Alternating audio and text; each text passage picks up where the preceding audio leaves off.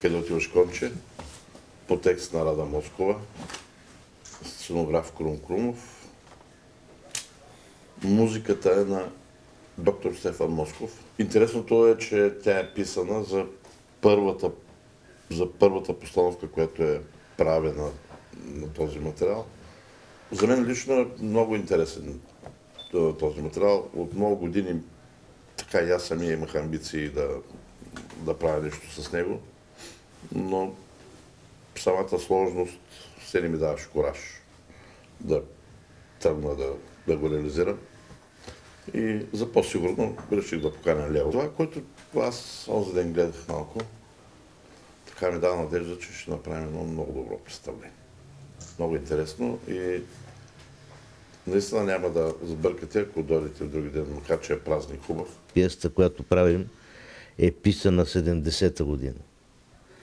Проблемите се оказват едни и същи и сложността на този материал е, че вече не гледаме на него като на приказка за малки дечица, а като на една пиеса за стремежа към свобода, за освободеност, за освобождаване от страха и за огромните изкушения, които ни чакат по пътя към това и как да направим така, че да не им се поддадем. И затова става една доста сериозна пиеса, която не е за най-малките.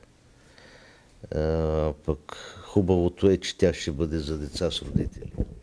Стремежа ни е, дано да се получи до край, е в това представление да има наистина две приказки. Една за по-големи и една за по-малки.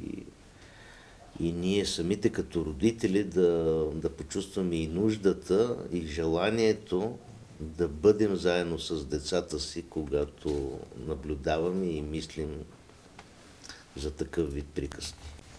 Потърсили сме и малко по-сложна реализация на тези не толкова лесни мисли, защото представлението ще е съчетано едновременно 3 плана: игра с кукли, игра на живо с актьори и анимация, и кино, и видео.